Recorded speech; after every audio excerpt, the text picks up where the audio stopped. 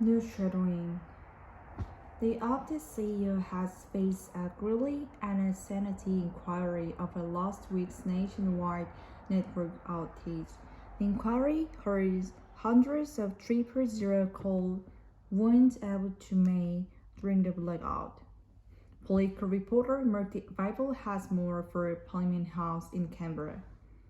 We know that this outage affected more than 10 million Australians and 400,000 businesses. They are unable to make phone calls and access mobile internet for 40 hours last week, and as a result of that outage, a census inquiry was launched. And this morning, the CEO of Optus, Kelly Bayer Rosemarin, has been questioned extensively over Optus handling of that outage. She uses as an opportunity to defend the company's response, but also apologize to customers and recommit to a promise to do better in the future. Now we know that as part of this outage, that Optus landlines and some mobile phones could not dial 000 during the blackout, and Optus CEO reveals that in the end, 228 000 calls unable to make during the outage. Now, of course, under Australian law, telcos are required to provide Australians with the ability to contact emergency services. Under questioning from Green Sanity Sarah Hansen-Young, the Optus CEO was asked whether or not Optus would take responsibility in regards of these emergency calls. Here's what she to say: "We really want this issue to be thoroughly investigated because multiple parties have to work together to make sure when there's an outage, the 000 calls still go through." Sounds like you wanna share the blame around.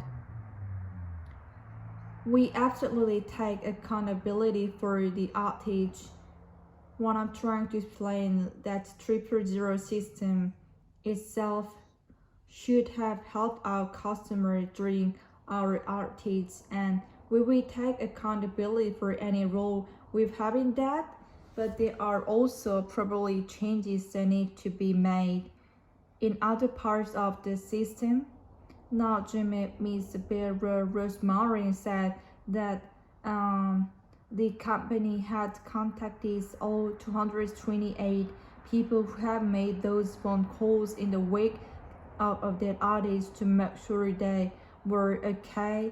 And she says that as a result of those voucher checks, they found out these of them were okay.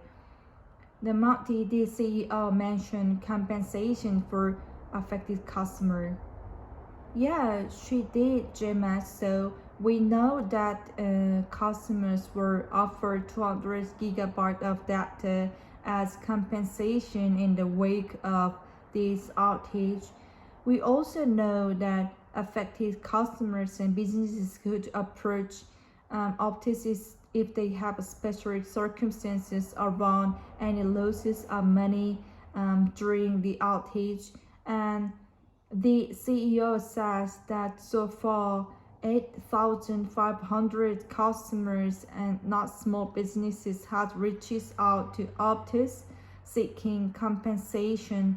Now she says they are discussing around $430,000 in compensation and $36,000 that has already been applied or paid out, as she said. Now she was asked if they are paid out in cash or in kind services, whether that be like the addition data that has already been provided. The CEO said that she would have to take that on notice. There are a couple of other occasions that she said that she would take on notice. She has a few weeks now to respond to those questions. and the inquiry doesn't have other public hearing planned at this stage, but the committee is expected to be delivering their reports on this inquiry by December 9th, so we should essentially be keeping an eye on it. This comes out. Political reporter Marty Boville in Canberra. One more. The Optus CEO has faced a grilling and a sensitive inquiry over last week's nationwide network outage. The inquiry heard hundreds of 000 calls weren't able to make during the blackout. Political reporter Marty Boville has more from Parliament House in Canberra.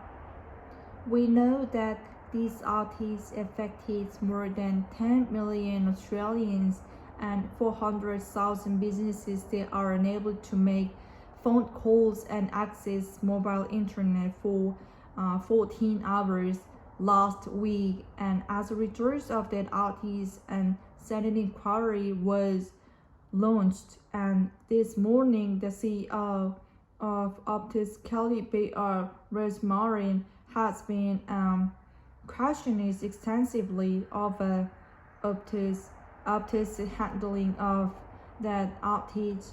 She uses as an opportunity to defend the company's response, but also apologize to customers and recommit to promise to do better in the future.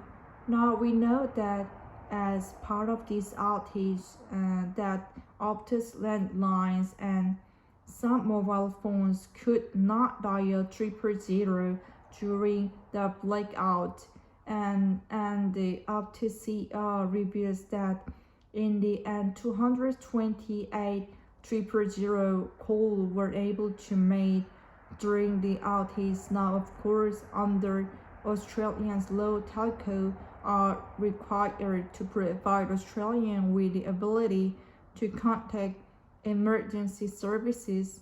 Under questioning from Green Senator Sarah Hanson-Young, the Optus CEO was asked whether or not Optus would take responsibility in regard of these emergency calls. Here's what she had to say. We really want this issue to be thoroughly investigated because multiple parties have to work together to make sure that when it's an outage, the 000 call to go through. Sounds like you want to share the blame around.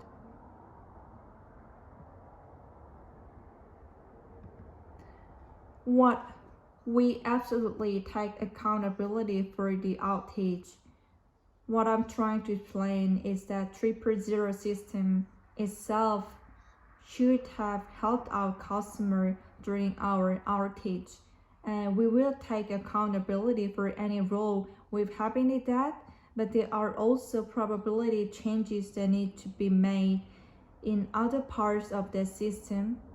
Now, Mr. Barry Rosemary says that the company had contacted all 228 people who had made those phone calls in the wake of the outages to make sure that they were okay. And she said that as a result of those they found that each of them were okay. And Monty, the CEO, mentioned compensation for affected customers. Yeah, she did, Gemma. So we know that customers were offered 200 gigabytes of data as compensation in the wake of this outage. And we also know that affected customers and businesses could approach Optus if there's got circumstances around any loss of money during the outage. And the CEO said that so far 8,500 customers and small businesses had reached out to Optus seeking compensation. Now she said they are discussing around $430,000 in compensation, and $36,000 of that has already been applied or paid out, as she said. Now she was asked if they was paid out in cash or in kind services, whether that be like the addition data that has already been provided. The CEO said that she would have to take that on notice. There are a couple of other questions she said she would take on a notice just a few weeks now to respond to those questions, and the inquiry doesn't have any other public hearing planned at this stage, but the committee is expected to be delivering their report on this inquiry by December 9th, though we will certainly keep an eye on this as it comes out. Political reporter Monique Canberra.